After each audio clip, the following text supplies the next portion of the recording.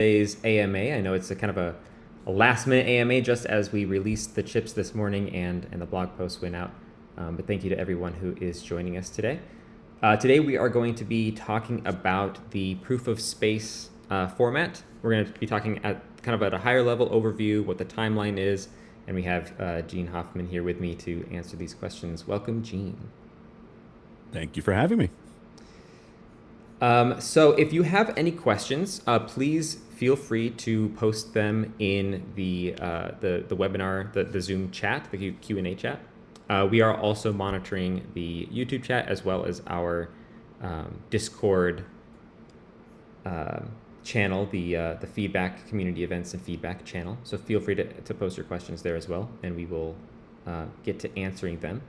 If you have any technical questions specifically, we do have another AMA tomorrow with Bram and Dr. Nick, and most of that is going to be focused on technical. So feel free to ask the questions. We might save it for the technical AMA, or just join us tomorrow and ask your question there. Today is mostly focused on kind of high level ideas and kind of the timeline of when all of this is going to be happening.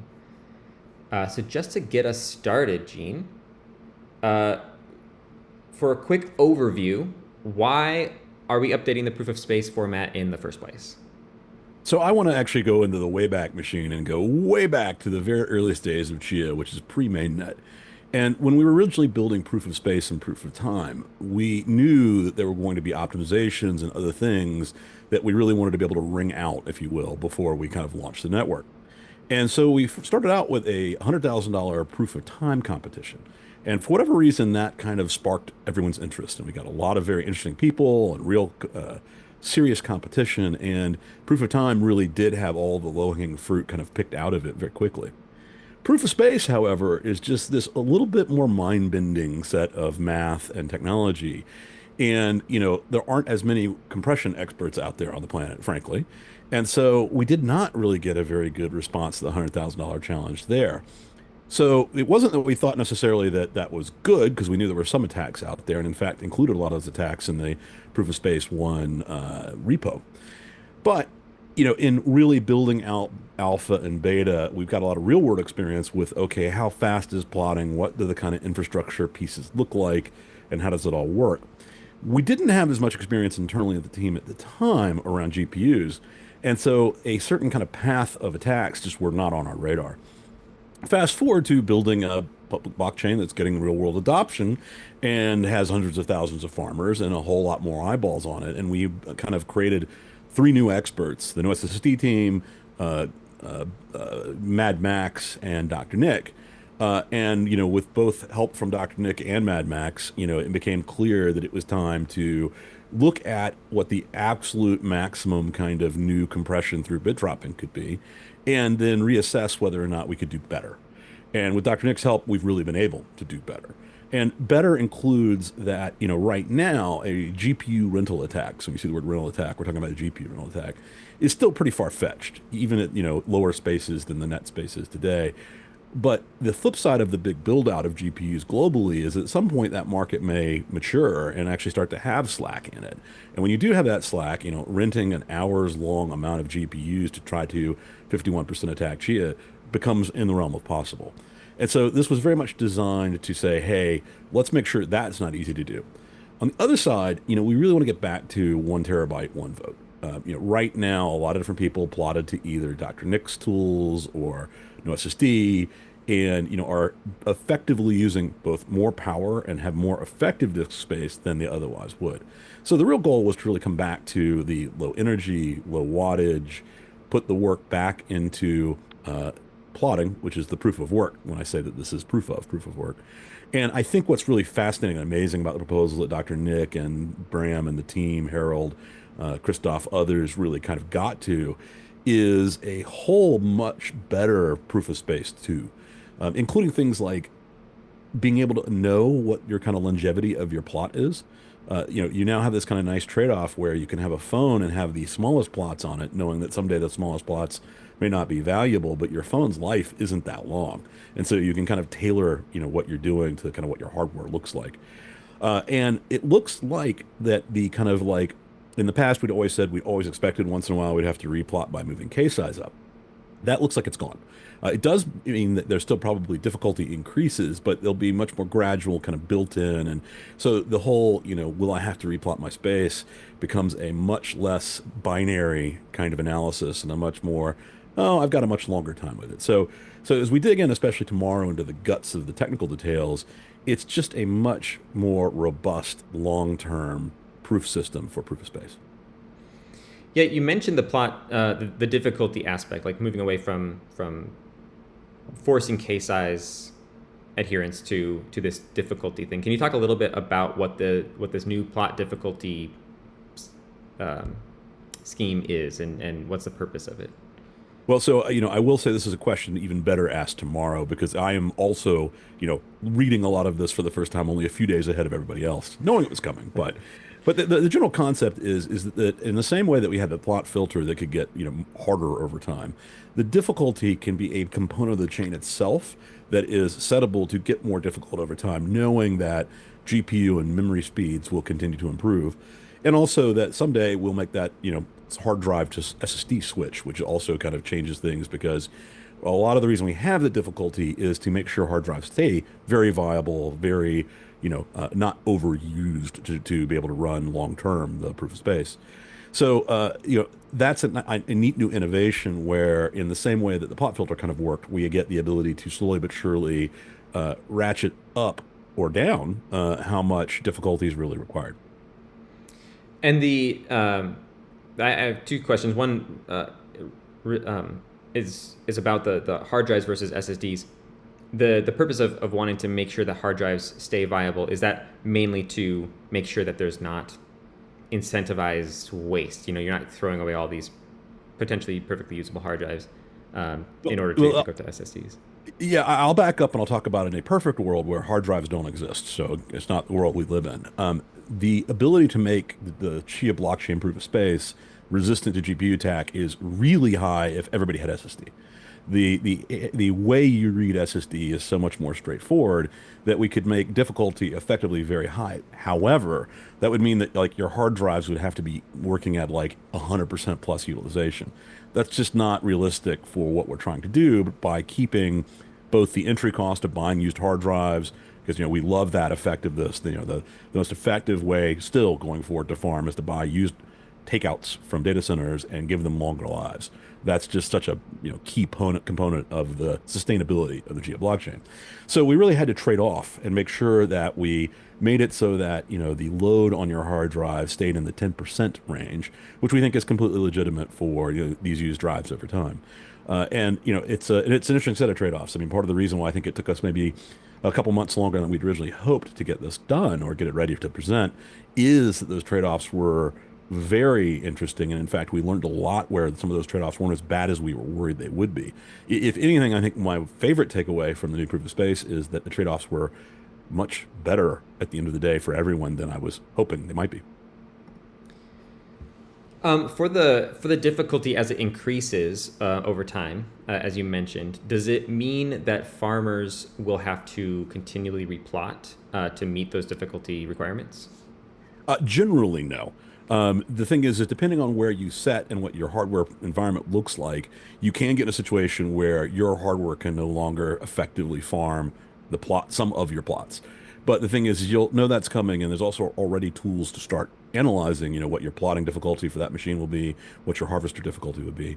And, I will say we've definitely kind of moved from RPi 4 to RPi 5. But I will tell you that looking at all the data, I don't believe RPi 4 is actually ruled out. I just think it means you may have to make slightly different trade-offs about, you may not be able to move more than a petabyte on an RPi 4. That's still a pretty darn good place. And especially as you also start thinking about separating harvester out, which we will do, RPi 4 as harvester back to a machine that has a GPU becomes a very nice kind of, scalable solution. Let's talk a little bit about the timeline. When can we expect to see some of this start to take place? So before the Q4 release of what I call Chia 3.0, and Chia 3.0 is, updated node, the hard fork built in with a hard fork height and new plotting information in that. We will ship some reference plotting so that people can start getting a sense of this and playing with it and plotting plots that aren't yet ready to be farmed. But our real goal is to build both migration tools and a better user experience for the entire plotter in one single plotter in that reference in 3. And that somewhat drives what the schedule looks like, just because though the back end is coming together pretty quickly and there's only a few things that are still outstanding to be talked about amongst the technical community, the front end really does need some effort on it. And a lot of that effort right now is kind of focused on the Permuto applications, which are shipping any day now. And we want to start shifting some of that to really making that experience as a farmer very simple. Some folks are very happy writing their own bash scripts on a Unix box, but there's plenty of farmers who've got a Windows box and even are having multi-petabyte farms on a Windows machine. And we want it to be relatively push, pull, click, click, that you go, hey, slowly but surely replot my farm. And did you mention when the Chia 3.0 is expected? Right now, we're saying Q4 of this year. Q4 of this year. And that is somewhat independent. I'll say it this way. The one thing we don't have a lot of control over would be to accelerate that timeline much. It's if anybody knows what the mythical man month is, software just takes some time. What we don't have a lot of open questions about is how long and when the hard fork activation is, and how long the period where both plot formats are valid. And that's why we have 2 chips. One chip very much about the technical realities of proof of space 2.0. The other chip, how, when are we activating? How quickly are we making that shift? Already some interesting debate started this morning with the publication of that. And so, to the extent that you're commenting on the chips, we do want to keep the comments, either you need to understand how proof of space works, and if you're commenting on the proof of space chip, you need to know that. Obviously, some of those trade-offs still other people can comment on. But I think the vast majority of farmers will be commenting on the timing and that chip to kind of get to a consensus about, how fast versus how slow. Because I do want to be very clear there are trade-offs here. I absolutely understand a very strong desire by a lot of farmers and a lot of developers to want to go as fast as we can to that cutover. At the same time, that has to be balanced a little bit with, we also don't want to, I don't want a bunch of farmers feeling like they're being rushed to replot. That it has its own kind of negatives. However, we also don't want to take too long, because I think everyone wants to see, as I was teasing earlier on Twitter, Nakamoto coefficient to the moon. And that's a really important point, especially as Permuto's coming on, as Sol's Lot's going to market, as Circuit DAO is working. There's a ton of things like MEV that just can't happen on securities. And if our NC is back to where it should be, which, by the way, is 3 digits, is where I think it's going to be, and back up, it's just almost impossible to play a lot of the few MEV games you can play on Chia. And by the way, there are very few MEV games you can play on Chia. And so currently the proposed hard fork is, I believe, estimated to be around June of next year. And I know I have also seen the comments of like, oh, can we get it earlier? We want to start the replot sooner and have that transition maybe be faster. So I have seen the comments as well, and that's why we have the whole chip processes, so that we can communicate with the community and kind of find the level at which we can make that transition where everyone's concerns are met. Yeah, but that is a topic for everybody. That is not, the only piece that we kind of have to tell you guys is that we won't be ready from a plotter standpoint until that Q4 date. And I think you want us to take that time to get that plotter right, so that it's as efficient as possible, so that you can use, older GPUs to effectively plot quite fast. It's a big win. Let me see.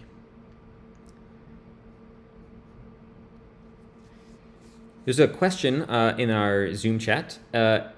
As a potential price increase in XCH would bring more eyes on the Chia blockchain and potential bad actors, how confident are you that this format is more secure and future-proof than the current plot format? Yeah, I'll kind of go back to what I said to start the conversation, which is we didn't really get the eyes we wanted on proof of space and when we initially rolled it out. We have now. And at this point, you've got a lot of experts, frankly, in proof of space, and one of the top experts is Dr. Nick. Now that we understand what those attack methods are beyond what we were doing, as you kind of read the technical details, I think we are very comfortable, and I think others will get comfortable too, that there aren't really good attacks now against proof of space, or they're very, very mitigated. They balloon up in problematics for the attacker very quickly. We didn't go for 100% no compression, so you can get a little bit, but a little bit is like less than 3%. And at that point, you start questioning whether you're really getting the economic return you're getting for trying to do that. That was very much the goal here. So I think we have a lot more confidence in that. But at the same time, it's crypto. Cryptography. The top cryptographers in the world may find yet another thing. I think that the good news is that even proof of space 1.0, which has, from our perspective now, very well known flaws, didn't die from a security perspective. It became less of what we wanted from a design goal perspective. And it's important to note the worst case scenario of all this is that Chia becomes proof of work. Now, we think we're never going to get there, but that is an important point. It's not like it's not secure. It's just not secure at the price that we want to pay. And how do you assess the security of the new platform? Is there going to be auditing done on the process? It's difficult to audit something like this because, again, the expertise is not a broad thing. This is not just basic software. Now, I'm sure we'll do a security audit of the new proof of space archive in the sense of, hey, does this match the math we're doing in the background to create proof of space? But I think because we have a broader group of folks, and I expect folks like NoSSD and Mad Max to take a look at this to understand and point out where we have problems. Not everyone will, some may not. But I think especially having such expertise means that we're going to be in a much better place to start with so that there's no real obvious or additional techniques that people are aware of that can really attack this.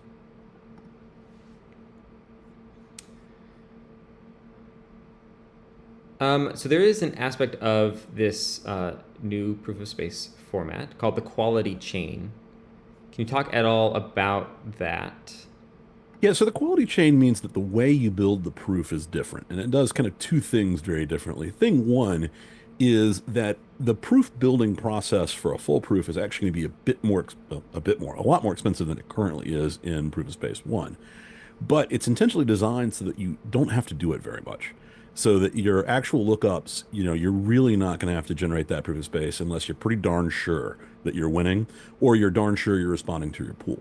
One of the things that's kind of a subtext of all of this is I do think there's going to be, if not a chip, at least certainly a conversation amongst pool operators and ourselves about kind of pooling 2.0, because it's a good opportunity with a hard fork to fix a couple things we don't perfectly love about how pools work, and then also to really make sure that pools can, trade off very well with different types of hardware profiles. If you've got a large farm, you've got a one significant GPU, you're not going to care. You're going to be able to easily do this.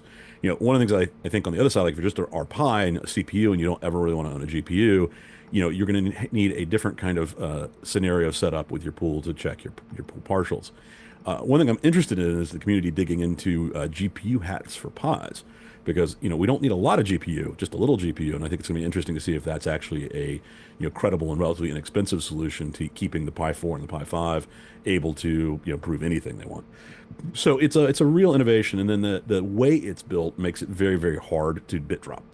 As soon as you start bit dropping, you start exploding in false positives, and it explodes very quickly, and it really makes both rental attacks and bit drop attacks just not be something that's very feasible. Or said differently, to build the proof of space, you almost have to build the proof, you have to build the entire plot. So you might as well just build the entire plot. This might be a question more akin for the next AMA, but the plot ID filters, how are those different than our current plot filters? What's the new mechanism there? I am going to punt on that one because right. I need to go read that myself. Sounds good. Let's see, there might be a question coming in. Is there a possibility of a ETH classic chain split scenario with this level of a hard fork? So there's certainly a possibility. And I will say that, there is some weird ability that you could almost double farm. Now, you can't fully double farm because if you want to be on the chain that's using the new plot format, you would be significantly impacted by not having new plots. That said, the people who are going to decide what the winning fork are going to be Permuto, Warp.Green, Solomon's Lot, the actual applications. The applications are going to make a decision about which fork they want. I can tell you, taking my Chia hat off and putting my Permuto co-CEO hat on, I want the one with the Nakamoto coefficient that I can trade national market securities on. So if you're going to create a substandard chain that's got like all of the no SSD problems to it still, not real interested from a Permuto perspective to go down that chain. Makes sense. So, what are the next steps for farmers? When should farmers start replotting? So right now it is sit down, enjoy the chips, put your feedback in. Let's discuss what's going on with the timeline. However, until 3.0 is ready, just keep farming. Once 3.0 comes out, I think there's going to be real demand in the community for people to get in quick on 3.0. I think the more we see, that vote by upgrade be a strong upgrade path. In the past, most upgrades are accepted in about 60 days. I think there's a real good reason you want to accept this one sooner.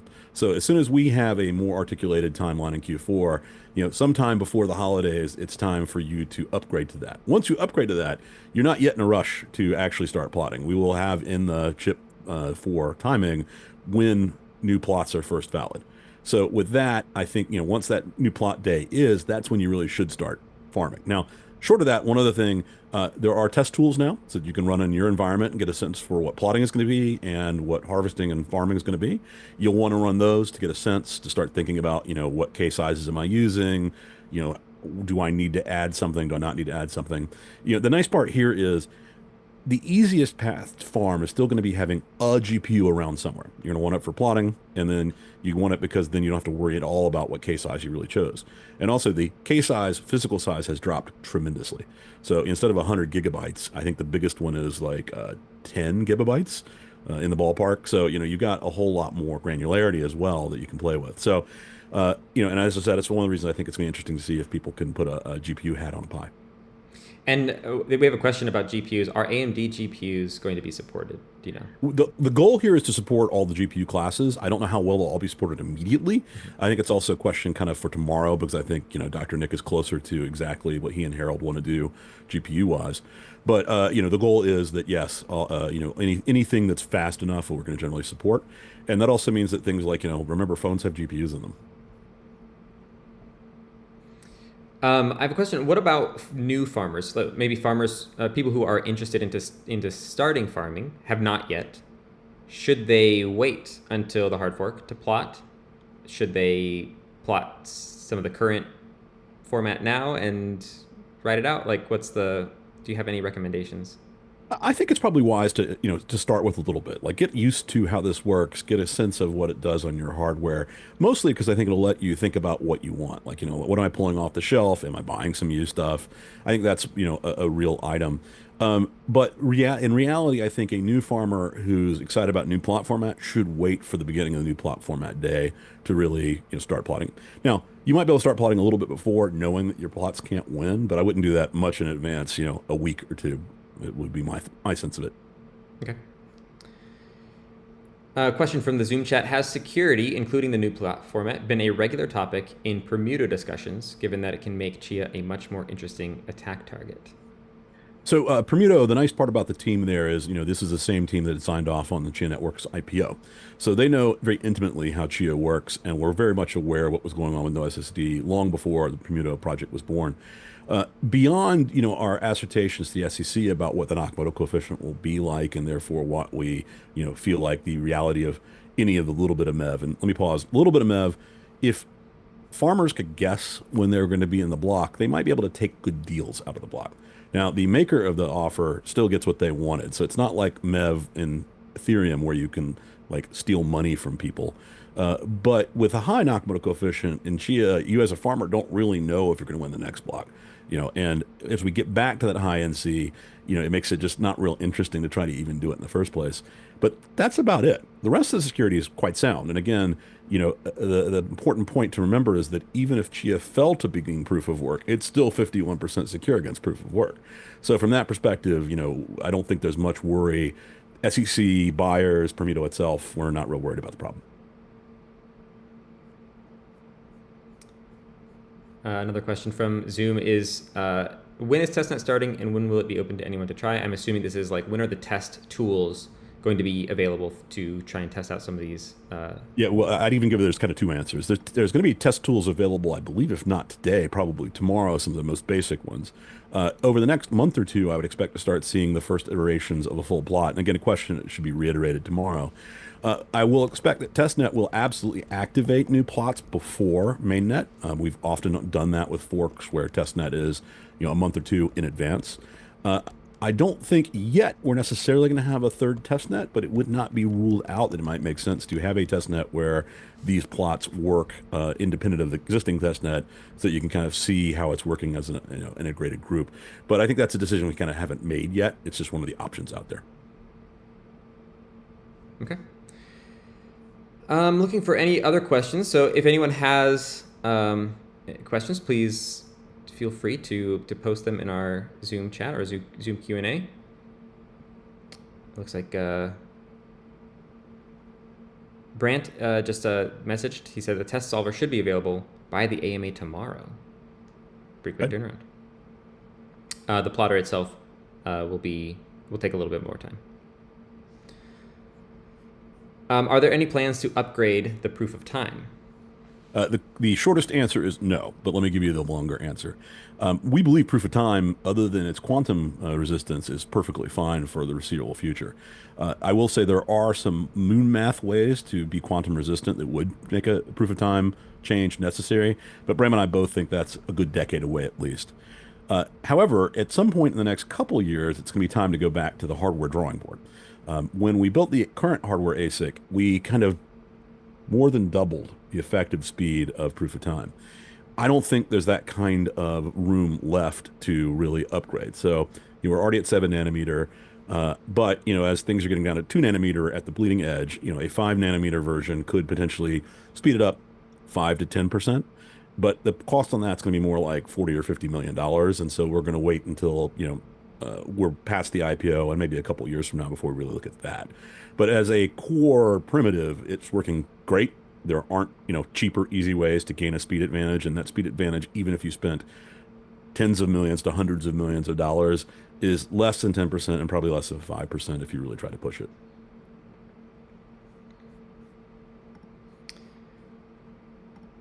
We have a couple of questions that are not directly related to the proof of space. Feel free to continue asking questions, but just to get some of these questions answered. First off, we had the Toronto meetup this last week. How was that, Gene? How was your experience there? Well, it was awesome. We had about 100 plus of all of the who's who in the Chia community. As I've told people, it was much easier to actually explain who wasn't in Toronto than who was. And I think a lot of important conversations happened, a lot of collaboration happened, and it wasn't just the one day. A core group kind of stayed for Blockchain Week and Consensus, and we saw everybody all around town all the time. It was a really good time, and if you're saw my tweet storm this morning, it's a very active moment in Chia blockchain. We've got Solom's lot kind of hitting its stride and selling housing real estate value appreciation certificates. You've got Permuto just about to go to market. You've got Silicon.net dropping its first batch of GPUs, another batch coming with real earnings off of those. I tease that in the rest of crypto, the yield is you. Here, the yield is going to be your GPU making money, or your Microsoft dividend certificate paying you dividends from Microsoft fanboys. Yeah, it was really cool to meet everyone in Toronto, and a few of the comments that I heard from people there was that it was really cool to get people from all over the world came to this one spot, and to have that social interaction that you don't really get. Like, we had the meetups in London and the meetups in Berlin recently, and a lot of that was more European focused community members, but this attracted kind of everyone from all over, and it was really cool to intermingle in that way. Yeah, it was kind of fun to have the author of Sage Wallet, the author of Dexy, and the author of Mint Garden sitting across the table from each other. Yeah, that was really cool. I have a question about the Toronto meetups. When will Toronto recordings be available? That is a good question. I recorded all the sessions, and just got back last weekend. So I'll be working on that for the next couple weeks. Hopefully by the end of the month, those will be available and up on our YouTube channel. But it'll take a little bit of time to sort through all that and make sure that it's good, high quality.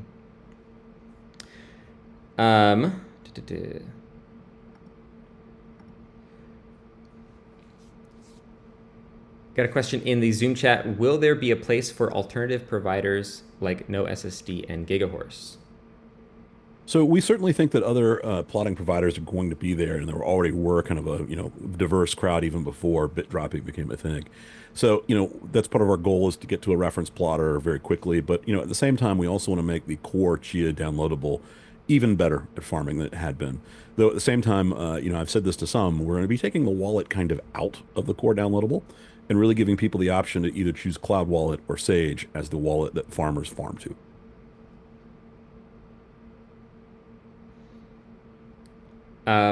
This is a question from Zoom. With the size of plots going down by a lot, do you see online plotting becoming more viable? It certainly is more viable. At the same time, because it's going to be, I mean, CPU plotting is still going to be a thing, and you're going to be able to get a sense of that with the reference tools tomorrow. But the like nearly cheapest GPU you can find on eBay, maybe not that far but close, isn't going to cost you very much to plot petabytes. And so I think a lot of people are just going to simply want to grab a GPU and basically even resell it. It's not clear to me, depending on what your core farmer hardware is, that your CPU won't be enough. And if it's not, you keep that like $100 GPU or $70 GPU, and now you don't have to worry about it at all. And yes, you can farm on your phone. And yes, you can farm on your phone. Though I will pause and say there's some things we want to do for farming on phone that will require a little bit more centralized pool structure, which would keep your battery really lightly used. The idea being that you don't want to necessarily have to look up every proof on the phone until you know that it's time to build that proof on the phone.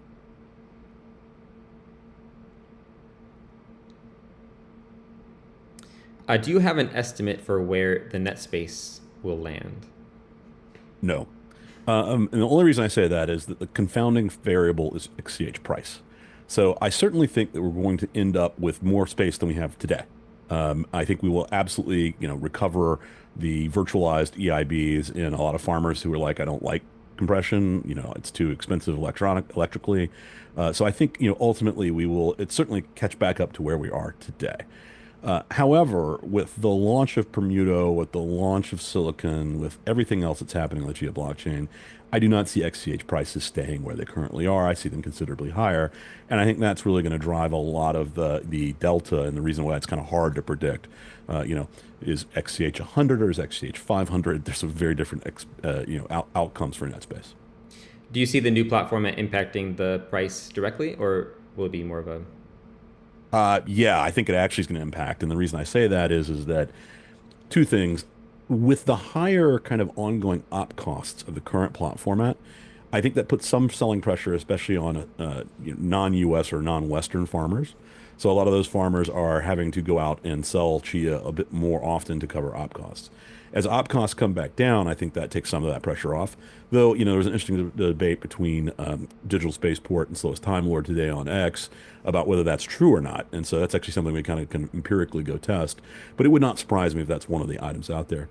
But I also think that, when we can make even stronger claims about NC and we have these applications, those things are strongly related. Like the reason Permuto is on Chia is because there is a path back to an NC that's not Bitcoin's 2 or Ethereum's 1. Question from Yanni again in Zoom. So the two separate SSD HDD plot idea is no longer a thing. This is something that Bram and Dr. Nick had previously spoken about as having two different plot formats for each of those things. So that has been deprecated and in its place is this new just single plot format. Is that correct? Yeah, I would say the word mostly. There is still an optimization potentially for SSDs that could shrink the plots a little bit, but it's not going to be a generic solution. And if you read through the chip, there's an explanation of that, and it's probably a good question for tomorrow again as well. Sounds good. But unlike the original conversation around that at first, where it would be broadly different, the trade-offs and kind of the innovations we've made since that conversation have significantly lowered the gap between the two. Any concerns with decreasing client diversity with this fork? Will there be work on alternative client implementations? This is similar to the no SSD GigaHorse question, I think. Well, I think one of the questions hiding here is what about all of the other forks? And look, the reality has been that pools and others have always kept some more client diversity than people think, even beyond the current client diversity we have with with Gigahorse and with no SSD. I expect a lot of those pools are going to continue to do their kind of alternate versions as well. But look, this is the beauty of open source. Anybody who wants to, we're going to have that out there, well in advance of when you need the plotter. That plotting code, even the optimized plotting code, will be shipped in open source.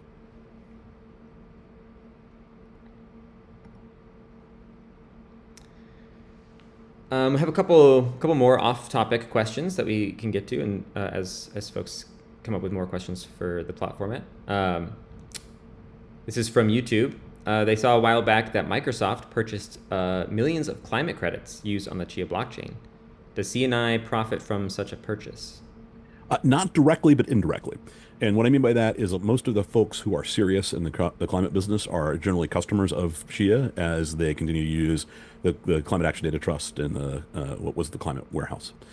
So, in some cases, that's coming through our services agreement with the Climate Action Data Trust. And it is just, further evidence of kind of, bigger players using stuff that's built on Chia, which is really cool. Yep, all of the M4 Mac Mini credits were all recorded in the Climate Warehouse or CAD Trust. Very nice.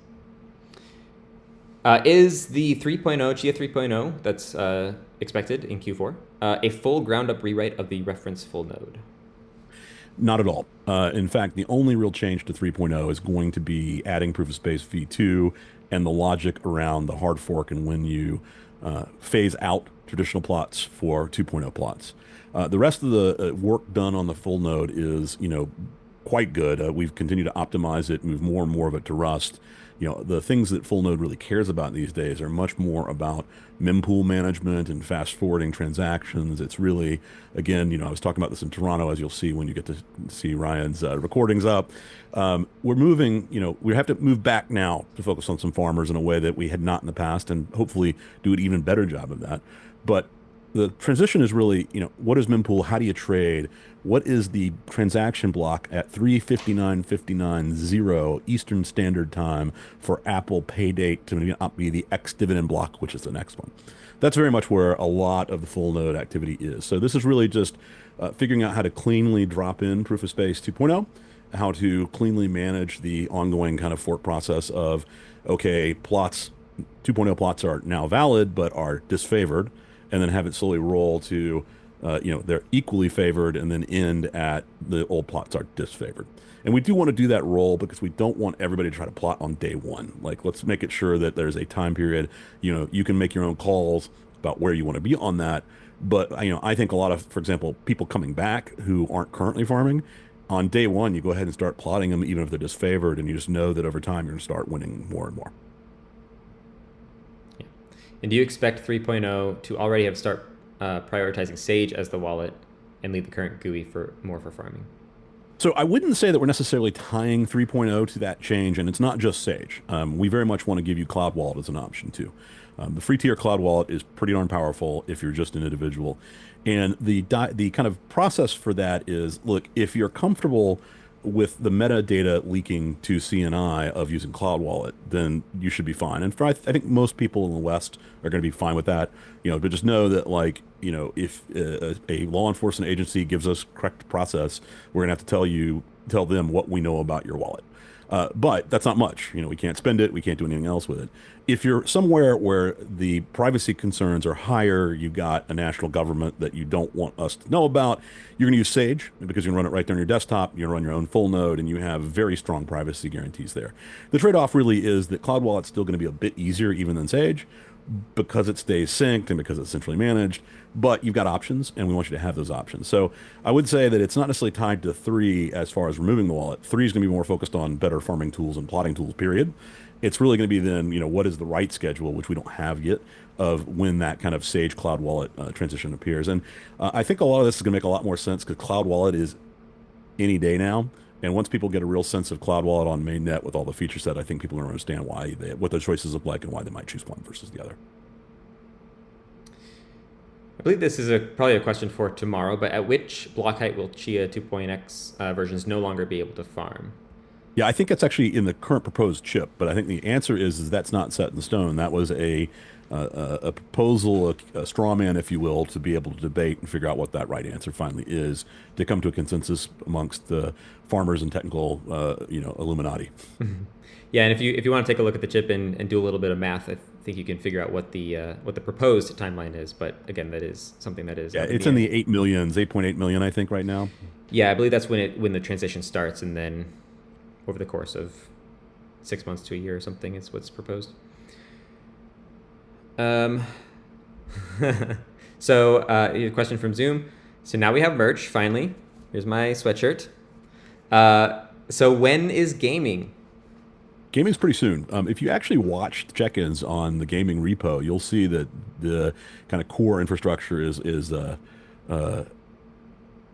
slowly but surely wrapping up. So, I expect it's a this summer deliverable, certainly.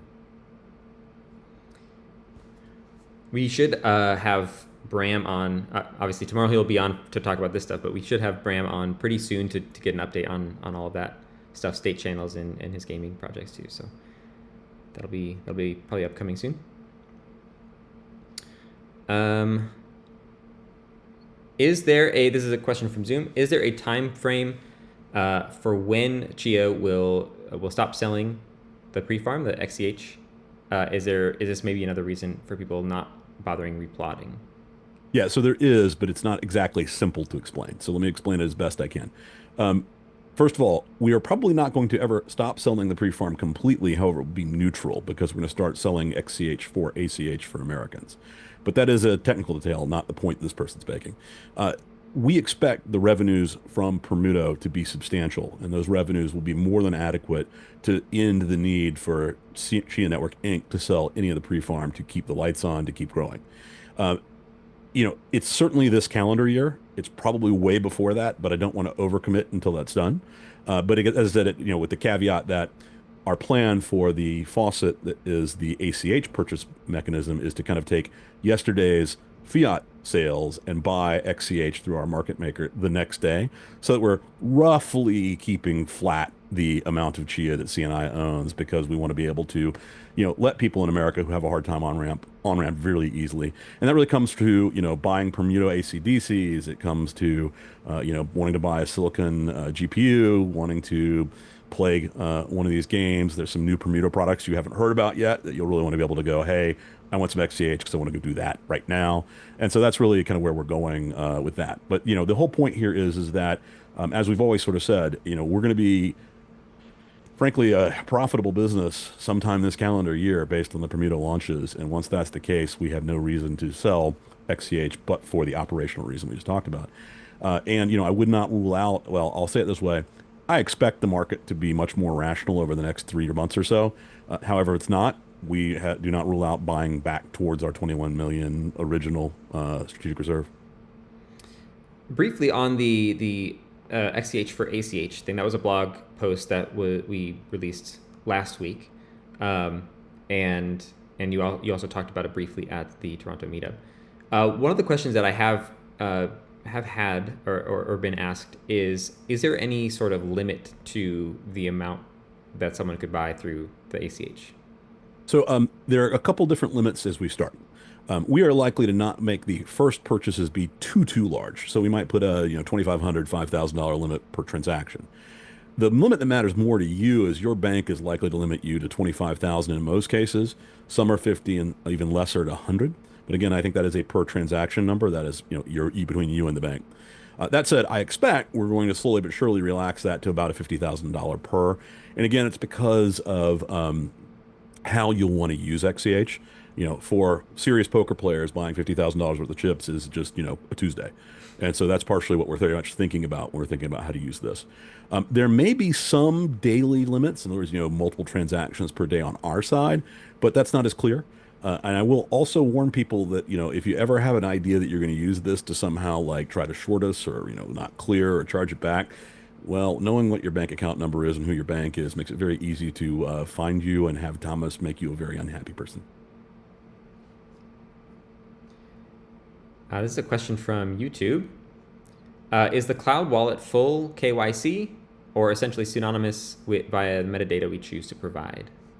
So the free tier is really going to only require an email address. So whatever you want to do there is what you do there. I don't think any version, except for like some of the enterprise versions that get KYC because you sign a services contract, are going to have KYC.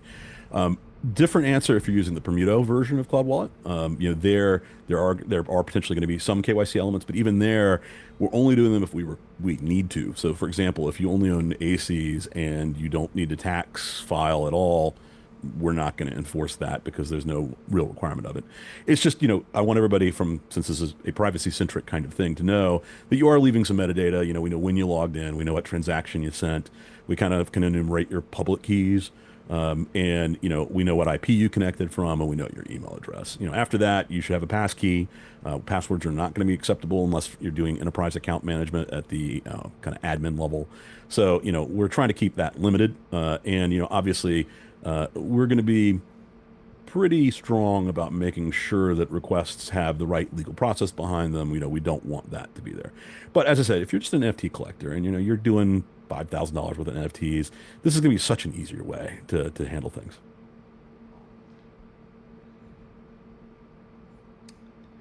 We have a couple questions on XCH price. One is, what do you consider to be a rational XCH price? Not this one. So I really think I can point you guys to our blog post about how to value a blockchain.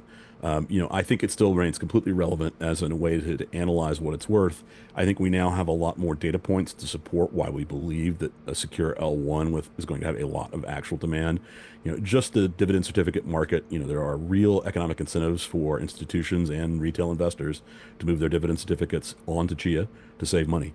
And once you do that, you really start talking about having high value access to blocks. And one of the weird things about blockchains is that people are in one way paying to not have access to blocks. You're hoping to, put your DC out there and know that should you need to move it, there'll be a price. But you're secure in your new self-custody using your vault, using your phone secure element, and your recovery keys that use clawbacks to make sure no one can steal from you.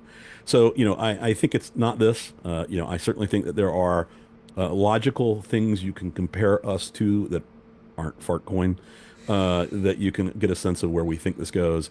At the same time, I do not necessarily think that the market caps you look at today are the market caps that will be the market caps when we become more accurately priced. And I just mean that in the sense that I could see, yet another bubble bursting while we continue to improve. Because the thing that's now very, very different, no other blockchain has gotten real world product market fit. And it is very clear where you're about to have exactly that. And once you do, there's billions of dollars of stable coins that need to be paid out every year consistently to all of the DC holders. And so, we see that as really driving a lot of that demand, a lot of that use. And so for once, it's not pure speculation. It's speculation in how big do you think it's going to get. It's not speculation in is it going to be there? It is going to be there.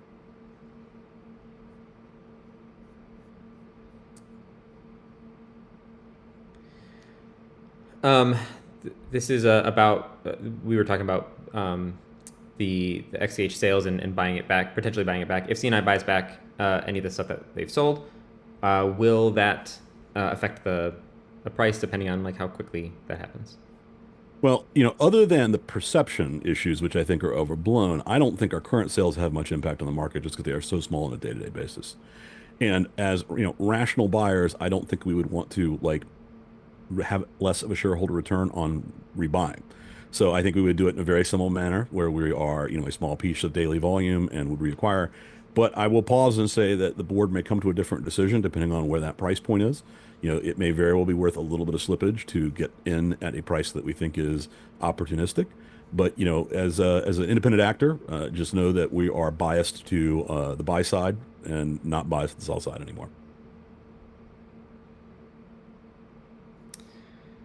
All right. Well, I think that's all the questions I have. Oh, wait, we just got another one in Zoom. The posts only mention up until K32, but will K34 and above be a thing?